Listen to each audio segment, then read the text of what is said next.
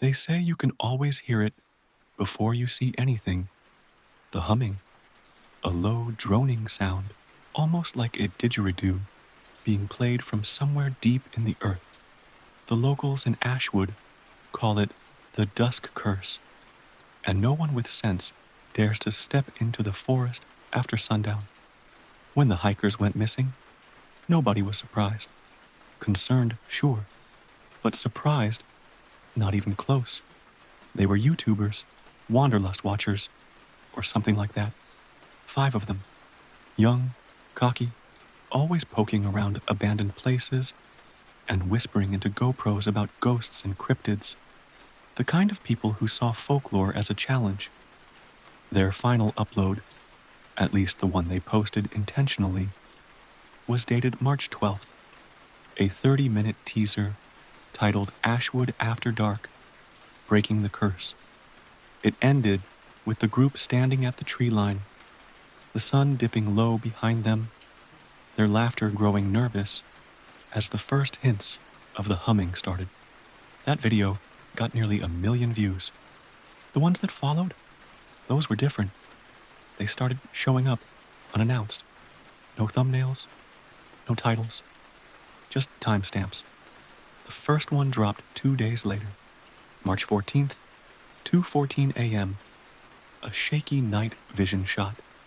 Someone's heavy breathing dominates the audio. The camera swings wildly, catching glimpses of trees, moss-covered ground, and a sliver of sky through the canopy. A figure, maybe Jenna, the group's navigator, stands a few feet away, stock still. She's facing a tree. Or, no, she's facing the bark, pressed up against it, like she's listening to something inside. And then the humming starts. Low, penetrating, like it's coming from every direction at once. Jenna doesn't move. The feed cuts. March 15th, 3:03 a.m. Another video. This one from Kyle's phone. He's whispering to himself. Something about circles. He says he's walked in one for hours, even though the compass keeps changing. His face flashes briefly in the camera, eyes sunken, bleeding from his ears. He starts to cry, then scream, but it's silent. His mouth moves, but there's no sound, except for the humming that never stops. By March 20th, there were 9 videos in total, all uploaded automatically from their phones. Apparently through scheduled backups. Authorities tried tracing them, but the GPS data was corrupted. Just a mess of coordinates bouncing around the forest like a pinball. Rescue teams went in. Only one came back out. I spoke to him. He wouldn't give me his name, just stared past me with red-rimmed eyes and muttered, "Don't listen to it. Don't let it know you can hear it." I grew up in Ashwood. I remember when people used to picnic near the creek trails, way before the stories started, back when the forest was just trees and birdsong, not a goddamn tuning fork for madness.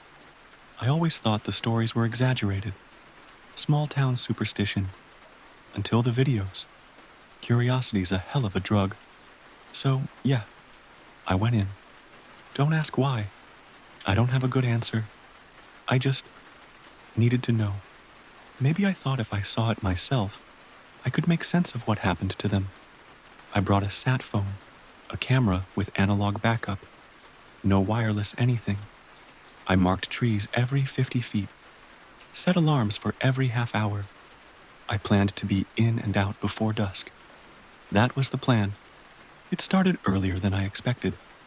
Around 4:30 p.m., the air got heavy, like before a storm. But there wasn't a cloud in the sky.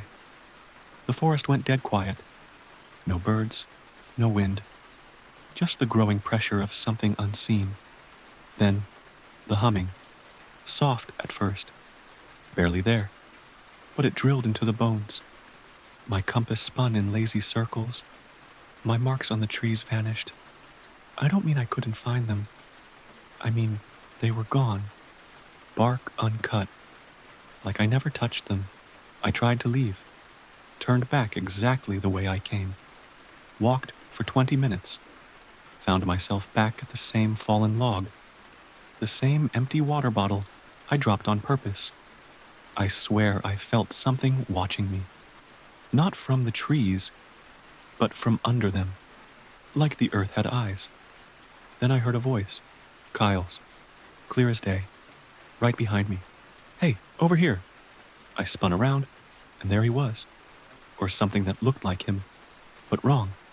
Office. His mouth moved, but it didn't match the words, like an old film, badly dubbed.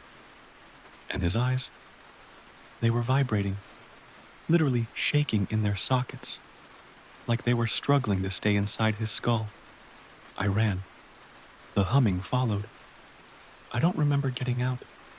One moment, I was sprinting past twisted roots and blackened trees. The next, I was crawling through the ditch beside Highway 11.